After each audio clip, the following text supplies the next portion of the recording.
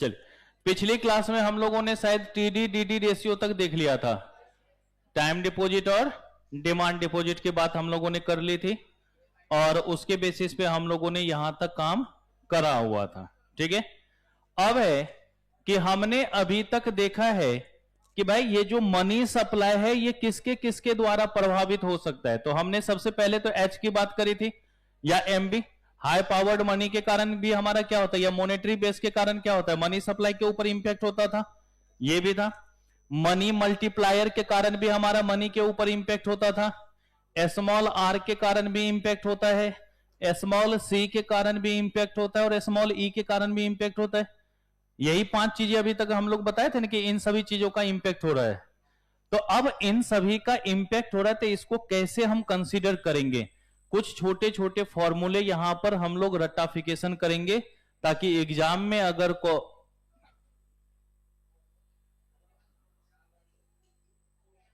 नहीं बेटा, मैथ्स वाले सर की इस टाइम में दूसरी जगह क्लास होती है। मैं प्योर नल्ला होता हूं, मैथ वाले सर नहीं।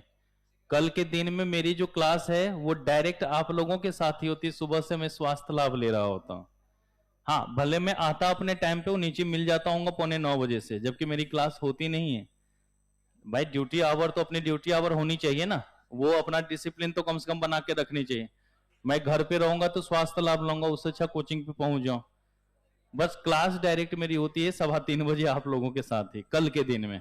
आज के दिन में 11:30 बजे से छोटा सा बैच है, उसको पढ़ा लेता हूँ। 20 बच्चे 22 बच्चे होंगे उसमें, और उसके बाद फिर आप लोगों के साथ। चलो जी, तो लिखिएगा मनी सप्लाई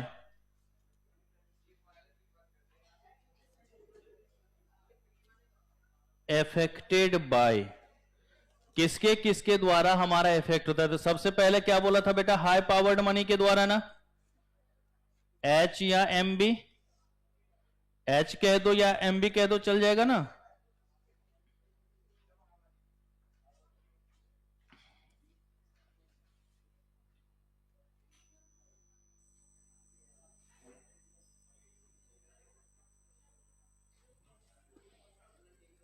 एम के द्वारा भी इंपैक्ट होगा ना बेटा।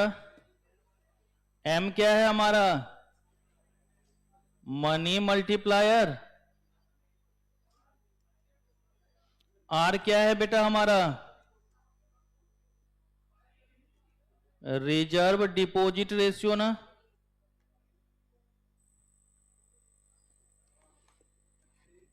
स्मॉल सी क्या है बेटा हमारा,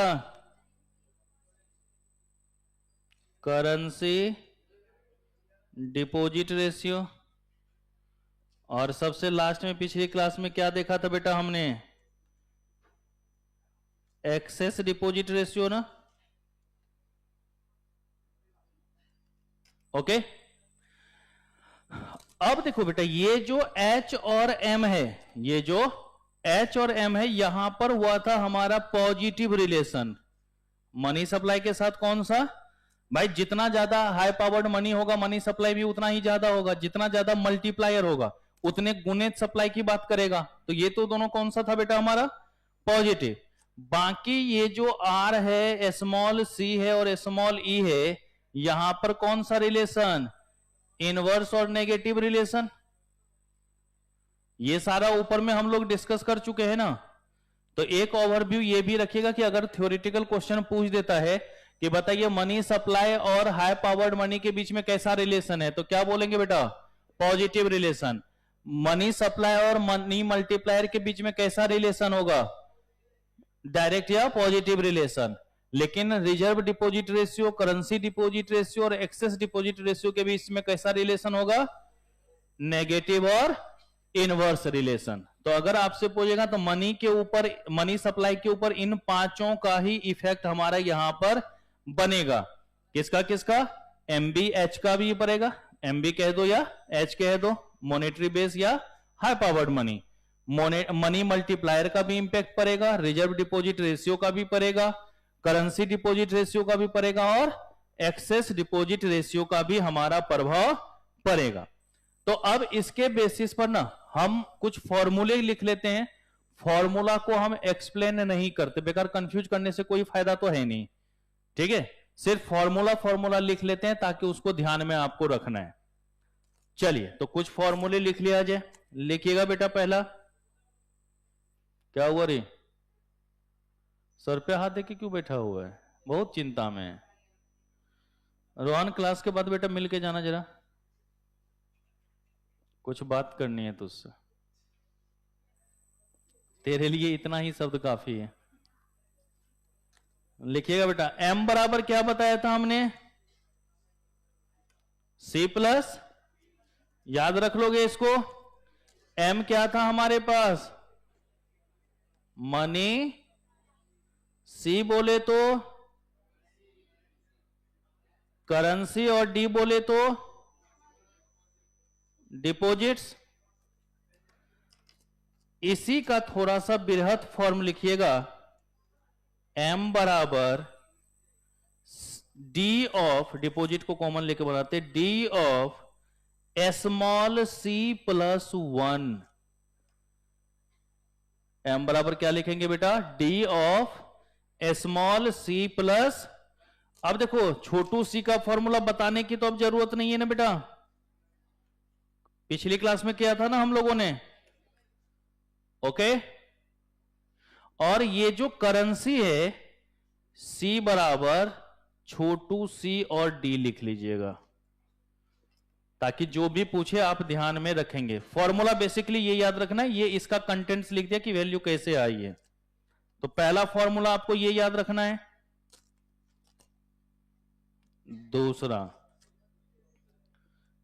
m is equal to h by c plus r into c plus 1। छोटू सी है बेटा, या इसी को अगर लिखना चाहे तो ऐसे भी लिख सकते हैं, c प्लस 1 डिवाइड में c plus r into h।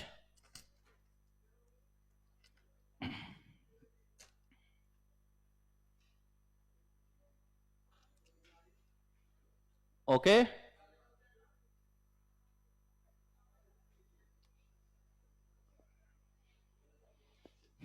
ठीक है कृष्णा भाई साहब, नोट कर लीजिए। और इससे ऊपर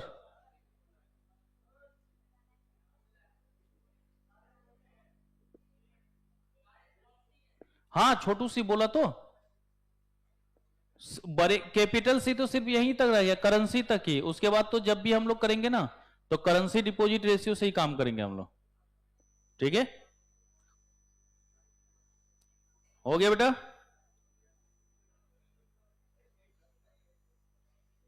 अच्छा ऊपर का पहले लिख, यहां तक लिख लिया सबने, जल्दी नोट कर बेटा।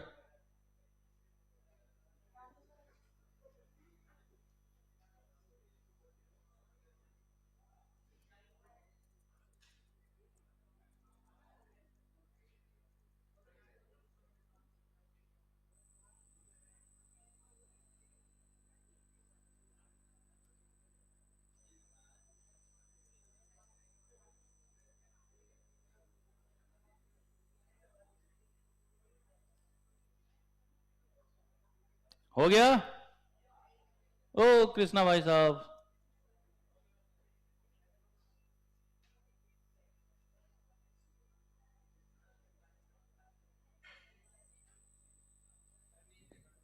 नेक्स्ट वीक से सप्ताह में 3 ही दिन क्लास चलेगी फेस टू फेस हमारी, बाकी यूट्यूब लाइव लगातार चलेगी। मंडे से MWF में मेरी क्लास होगी, TTS में आरती मैडम क्लास लेंगे।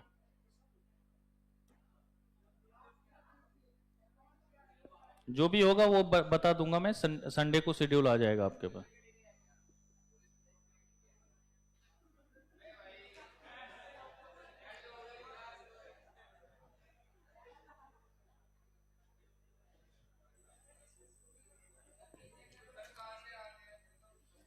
चलो बेटा, हो गया यहां तक।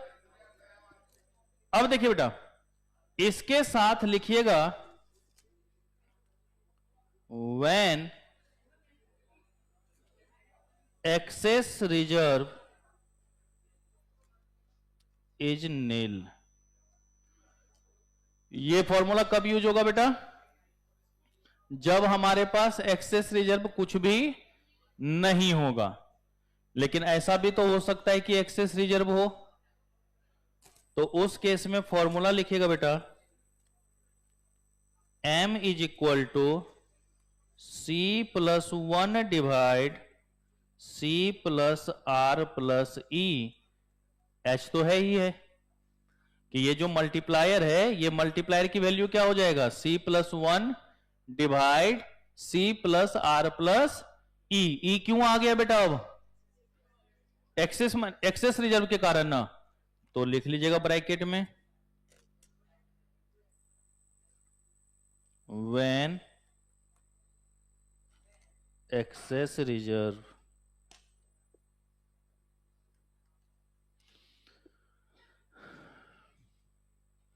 ऊपर था when no excess reserve या excess reserve is nil, जब हमारे पास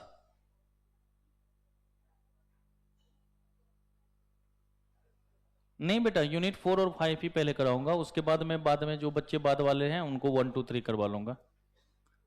तो दोनों लिख लिया। ये जो हमने दो फॉर्मूले लिखे, चाहे ये यहां पर हो या ये यहां पर हो, इन दोनों को भी हम लोग कहते हैं बेटा मल्टीप्लायर ही। क्या कहते हैं इसको हम लोग, क्योंकि हाई पावर्ड मनी के साथ क्या हो रहा है, मल्टीपल हो रहा है, उसी के चेंजेस को बता रहे हैं, तो इसको भी हम लोग क्या करेंगे बेटा, मनी मल्टीप्लायर के ही नाम से जानेंगे। ये ध्यान में रख लेना। हो गया यहां तक।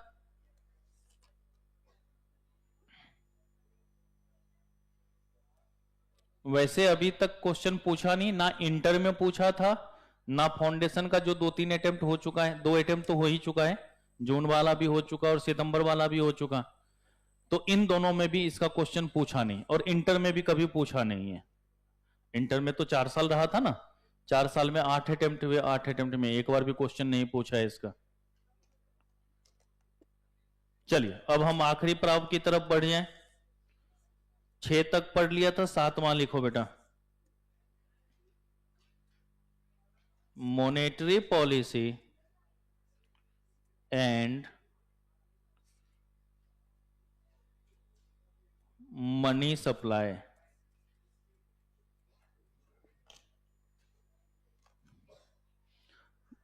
नहीं बेटा, यहां पे सब जो है स्मॉल सी हमने लिखा है, कैपिटल सी जो मेन हमने मनी सप्लाई का फॉर्मूला लिखा था ना, सिर्फ वहां पर लिखा था जहां पर हम करेंसी होल्डिंग्स को बता रहे थे, वहां पर कैपिटल सी।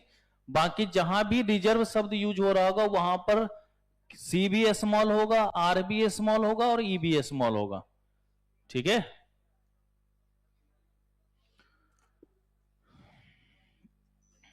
बेटा एक बताओ, ये जो हम लोग मॉनेटरी पॉलिसी की बात करते हैं, हम जो मॉनेटरी पॉलिसी कहते हैं, मॉनेटरी पॉलिसी कौन बनाएगा बेटा, आरबीआई। मॉनेटरी पॉलिसी कौन बनाएगा, आरबीआई। कि भाई जो भी पॉलिसी है वो किसके द्वारा बनाया जाएगा, गवर्नमेंट, सेंट्रल बैंक के द्वारा। तो कहता है कि मॉनेटरी पॉलिसी, इसको कहते हैं हम लोग पॉलिसी ऑफ सेंट्रल बैंक और पॉलिसी मेड बाय आरबीआई। किसके द्वारा ये पॉलिसी बनाई जाएगी बेटा, तो जो हमारा मॉनेटरी पॉलिसी होता है, अगला टॉपिक हमारा यही है, पूरा का पूरा टॉपिक इसी के बेसिस पे बात करेंगे हम लोग, मॉनेटरी पॉलिसी के ऊपर ही। तो जो हमारा मॉनेटरी पॉलिसी है उसी को हम लोग क्या कहेंगे, पॉलिसी ऑफ सेंट्रल बैंक, या हम लोग कहेंगे पॉलिसी मेड बाय आरबीआई। तो बेटा एक वो बताओ, अगर आरबीआई के द्वारा कोई भी पॉलिसी बनाई जाएगी तो उसमें क्या करेगा, या तो बैंक रेट बढ़ाएगा, घटाएगा, यही सब तो बातें कर सकता है ना, और क्या करेगा। पॉलिसी में तो यही देखता है ना भाई, मार्केट में जो है हम लोग जानते हैं कि प्राइस स्टेबिलिटी की बात हमें करनी होती है, यही होता है। अब प्राइस स्टेबिलिटी की जब भी बात करनी होगी तो मतलब एक नॉमिनल जो है इन्फ्लेशन तक तो देखा जाएगा कि ये इतने महंगाई तक चलेगा, उसके बाद ही पॉलिसी बनाने की जरूरत, क्योंकि ऐसा तो होगा नहीं कि थोड़ा सा भी बदलाव हो और हमेशा वो चेंज करता रहे। अब ऐसा थोड़ा ना क्योंकि डेली बेसिस पर मॉनेटरी पॉलिसी को चेंज किया जाएगा, नहीं किया जाएगा। तो इसमें आगे चल के हम ये भी पढ़ेंगे कि लगभग 9 महीने तक का जो ना टाइम गैप लिया जाता है, 9 महीने तक देखा जाता है, मार्केट को ऑब्जर्व किया जाता है, उसके बेसिस पर जो है हम लोग कहीं ना कहीं बैंक रेट वगैरह क्या करते हैं, चेंज की बात करते हैं।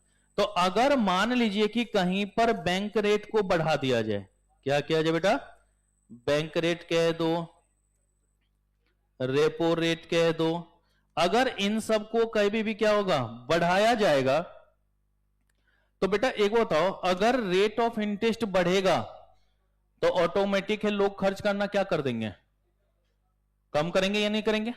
भाई अगर इंटरेस्ट का रेट बढ़ेगा तो लोग लोन लेगा क्या?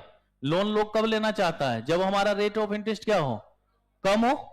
तो इसका मतलब कहीं ना कहीं मनी सप्लाई क्या हो जाएगा बेटा, हमारा मनी सप्लाई क्या हो जाएगा, कौन सा रिलेशन हो जाएगा, नेगेटिव रिलेशन। और मॉनेटरी पॉलिसी के ऊपर हम लोग एक्सप्लेन करेंगे पूरा का पूरा, अभी यूनिट 3 के अंतर्गत यही चीजें हम लोग पढ़ के देखेंगे।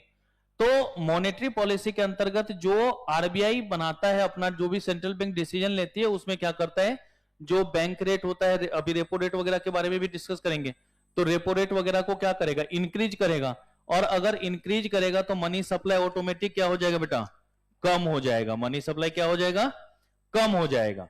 तो ये सारी चीजें आपको क्या करना होता है, ध्यान में रखने की। और अगर बैंक रेट कम होगा तो मनी सप्लाई क्या हो जाएगा, बढ़ जाएगा।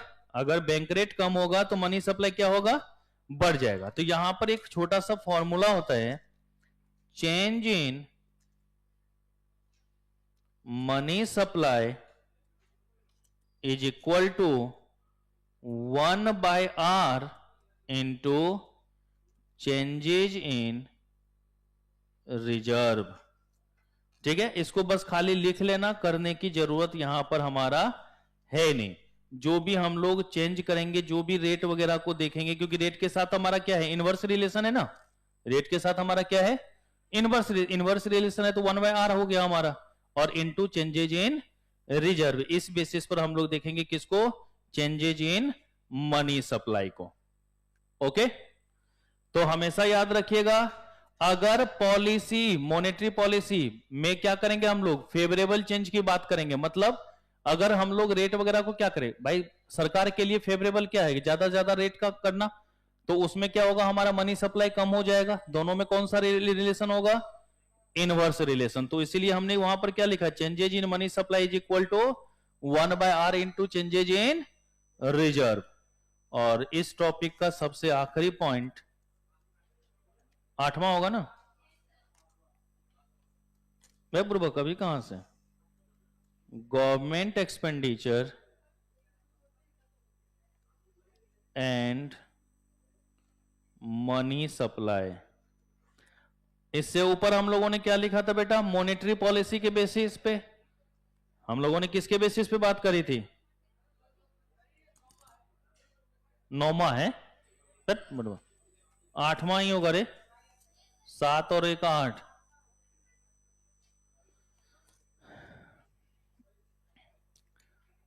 बेटा एक को बताओ, अगर गवर्नमेंट अपना खर्चा बढ़ा रही है, इसका मतलब लोगों तक कहीं ना कहीं पैसे पहुंचा ही जा रहे हैं।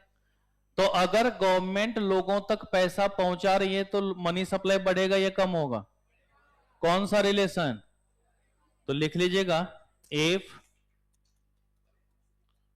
Government expenditure increases money supply also increases, कौन सा रिलेशन, पॉजिटिव और डायरेक्ट रिलेशन।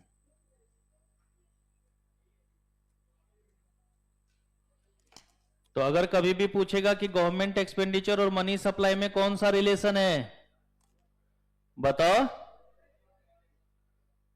तो डायरेक्ट रिलेशन है। मॉनेटरी पॉलिसी और मनी सप्लाई में कौन सा रिलेशन, इनवर्स रिलेशन। और बाकी जो 5 टर्म हमने बताया था, high powered money, money multiplier, उसके बाद स्मॉल आर, स्मॉल सी और स्मॉल ई, ठीक है। तो इन सब में कौन सा रिलेशन, तो हाई पावर्ड मनी और मनी मल्टीप्लायर के साथ पॉजिटिव, और बाकी तीनों के साथ इनवर्स या नेगेटिव रिलेशन। तो ये रिलेशन बस याद आपको रखना है यहां पे। ओके, अब इसमें ऊपर जितने भी कुछ टर्म्स आए हैं तो उसके बेसिस पे लिख लेते हैं सम इंपॉर्टेंट टर्म्स या टूल्स, जो भी कहते हैं, या सम इंपॉर्टेंट पॉइंट जैसी आज्ञा। और मैंने सुना है तू क्लास में कुछ ज्यादा बोलता है, हाँ शहनवाज की बात कर रहा है, मैथ्स वाले सर को क्या बोला था?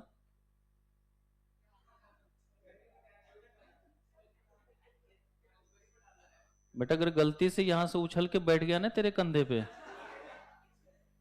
तो तू सोच कि किस लायक रह जाएगा। बोला था ना क्लास में। क्या सोचता है कि हमको पता नहीं चलेगा रे? बहुत जासूस भरे पड़े हैं हमारे भी।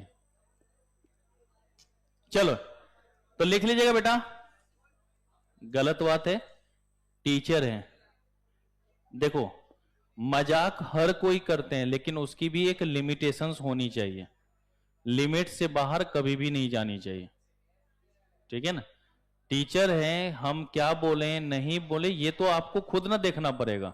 इसके ज्ञान कोई देने थोड़ी ना आएगा। अब वो उतने छोटे बच्चे तो है नहीं कि बेटा ये सही है ये गलत है, खुद भी समझदार हो। जो आदमी सुट्टा मारने लग जाए उसके बाद उसको समझाने की क्या जरूरत है। मैं सिर्फ आपकी बातें नहीं कर रहा हूं, मैंने इस बैच के गर्ल्स को सुट्टा मारते हुए देखा है। अब समझ लो, मैंने अपनी आंखों से देखा है भाई। और यही कारण है कि अब मैं यहां से लेकर गुरुद्वारे तक हमेशा गाड़ी स्पीड लेके जाता हूं। इतना तो मेरा गाड़ी सबसे तेज चलता है, ताकि इसलिए कि किसी का नजर ना पड़े। और खुंदस चढ़ता है ना फिर। नहीं, जिस दिन मैंने देखा ना, मेरा तो मन हुआ यहां पे पहले गाड़ी लगाए, उतर के पहले 4 रेफ्टा खींच के दें। फिर मैंने बोला ना, अब वो जमाना नहीं है हम लोगों वाला, जमाना चेंज है। पता चलेगा हमें देख लेंगे, अरे सर लो कोई ठीक है भाई। अब वो जमाना कहां रहा।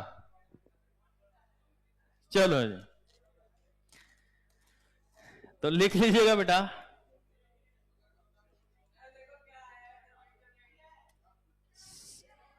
क्या हुआ बेटा? मैंने अपनी आंखों से देखा, तभी तो मैंने बोला इस बैच के बच्चे को देखा है हमने, ठीक है ना। अब ज्यादा मुंह ना खुलवाओ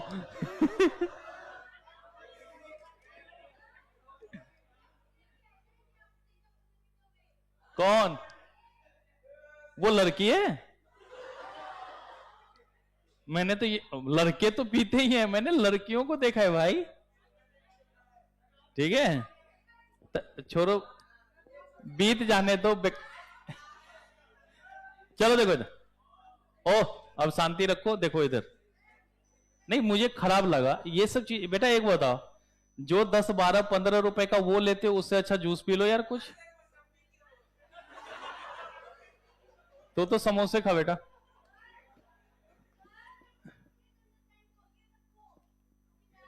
है तेरा नाम कौन बोला मैंने? नहीं नहीं, तू नहीं थी, तू नहीं।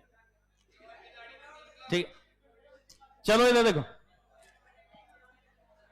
अच्छा एक वो बता, ओ रोशनी दीदी, लोगों को शक क्यों हो रहा है? इसका मतलब तू बताती फिरती होगी मैं पीती। तो इस ऐसा ना कर। नहीं आप नहीं थी इतना गारंटी है, और कुछ। चलो अब बाकी देखो। अब जो भी था, आवाज सुनने के बाद समझ ही गया होगा अब क्या नाम लो मैं। चलो देखो, तो हमने क्या लिखा यहां पे, सम इंपॉर्टेंट पॉइंट। चलिए बेटा, सबसे पहला लिखिएगा इसमें रिजर्व मनी। बेटा बात मत कर, central bank money, base money या हाई पावर्ड मनी।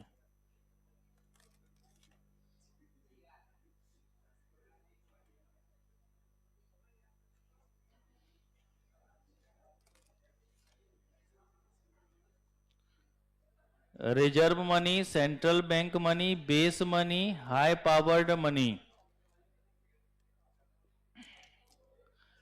तो अगर आपको ये वैल्यू कभी भी आपको निकालना हो, और इस पर स्टार लगा देना, क्योंकि ये बार बार रिपीट कर देता है, क्योंकि इससे प्रैक्टिकल क्वेश्चंस आ जाते हैं, इलिस्ट्रेशंस आपके पास इससे बनेंगे, ठीक है। तो इसलिए इसको देख लेना। तो जब भी ये निकालना होगा तो इसकी वैल्यू होती है बेटा करेंसी इन सर्कुलेशन प्लस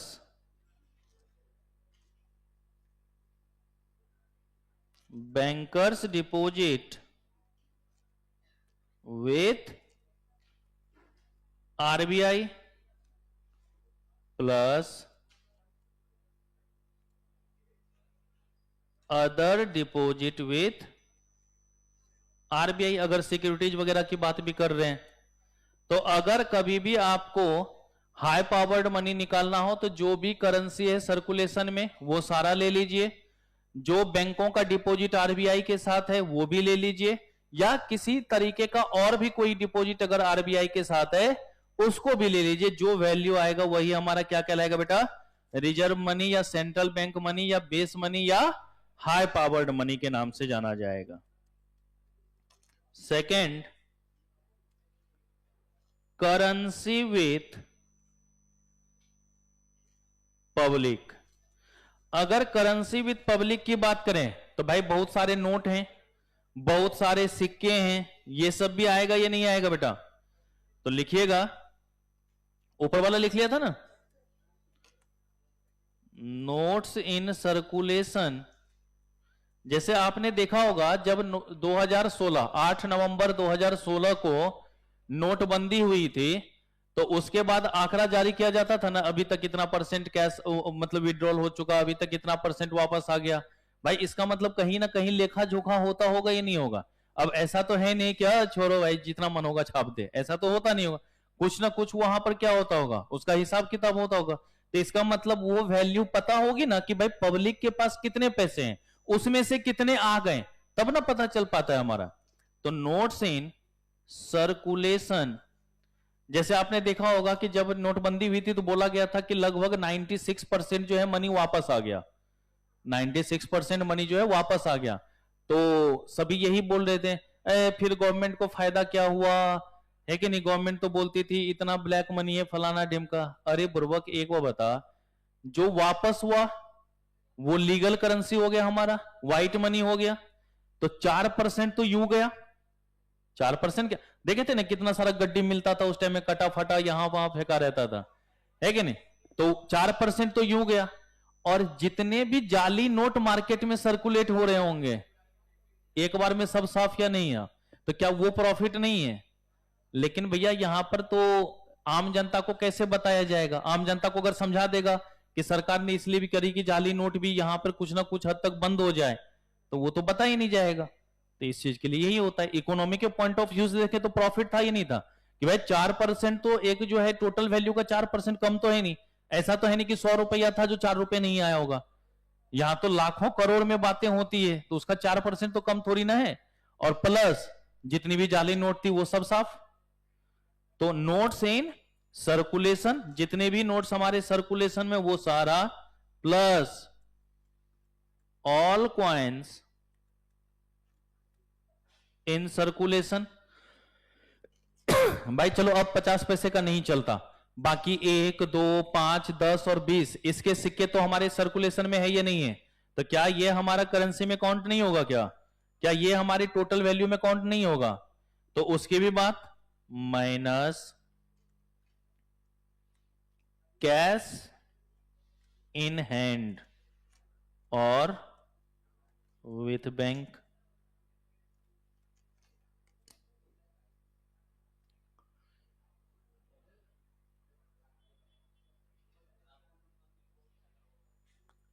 ठीक है, क्योंकि जैसे ही हमने नोट्स इन सर्कुलेशन लिया तो नोट्स इन सर्कुलेशन में तो टोटल वैल्यू ना कंसीडर हो गया भाई। आरबीआई ने बताया कि इतने नोट हमने जारी किए, तब उसमें जो तुम्हारे हाथ में है वो भी तो काउंट हो ही चुका होगा ना। तो आपने सेट थ्योरी में एक बार पढ़ा था ना, ऐसे वाली अगर चीज होती है तो जो माइनस बार बार होता है बाद में ऐड करना पड़ता है ना, लेकिन जो माइनस नहीं हुआ उसको माइनस भी तो करना पड़ेगा। तो ये आप इस तरीके से इसका फॉर्मूला बस याद रख लीजिएगा। ओके, तीसरा फॉर्मूला बेटा,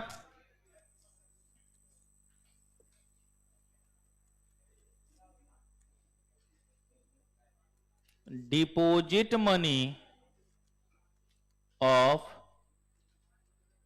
पब्लिक। तो लिखिएगा डिमांड डिपॉजिट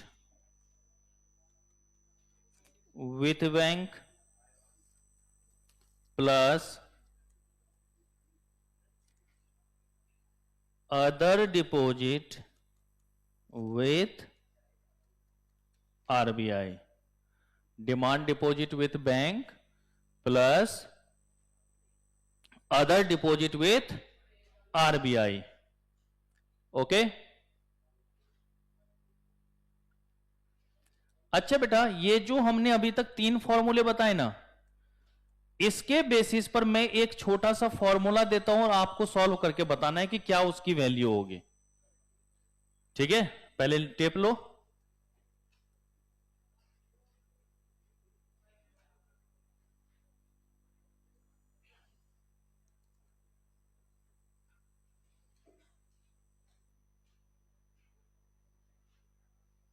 हो गया? अरे बोलो। तो चलो चौथा फॉर्मूला मैं यहां पर लिख के देता हूं बेटा। बताओ M1 की वैल्यू क्या होगी? M1 वही है नैरो मनी, याद है ना? निकाल के बताओ तो क्या होगा। इस जो 3 फॉर्मूले बताएं इसके बेसिस पे बताना है। आपके पास पूरा शो हो रहा होगा एक साथ, वहां देख लो।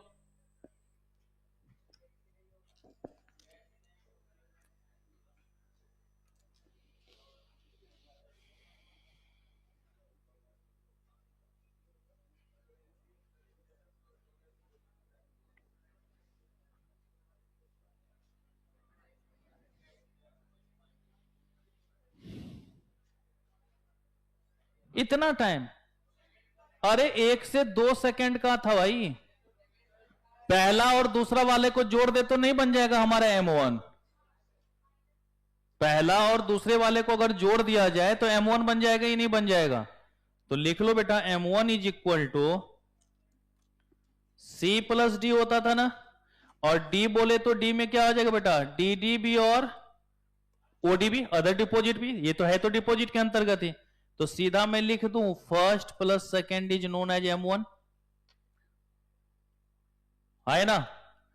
जो फर्स्ट फॉर्मूला था और जो सेकेंड फॉर्मूला है दोनों को जोड़ दो, जो वैल्यू आएगा वही हमारा क्या कहलाएगा बेटा? M1 की वैल्यू कहलाएगा। कर लोगे? पक्की वाली बात? क्या हुआ? क्या कंफ्यूजन? बेटा सी का मतलब क्या होता है? करेंसी की टोटल वैल्यू। चलिए, पहला फॉर्मूला हमने क्या लिखा है बेटा? यही करेंसी है हमारा, तो पहला वैल्यू पूरा आ गया। चलिए, दूसरा हमने क्या लिखा है? करेंसी विथ, तो पब्लिक के पास होगा तो वो क्या करेगा? या तो उसके हैंड में होगा या कुछ डिपॉजिट वगैरह कर रखा होगा, यही वैल्यू ना होगा। तो करेंसी प्लस डिपॉजिट, यही तो फॉर्मूला ना होता है। ठीक बा? छोड़ो यार, क्या तुम लोग करते हो यहाँ पे?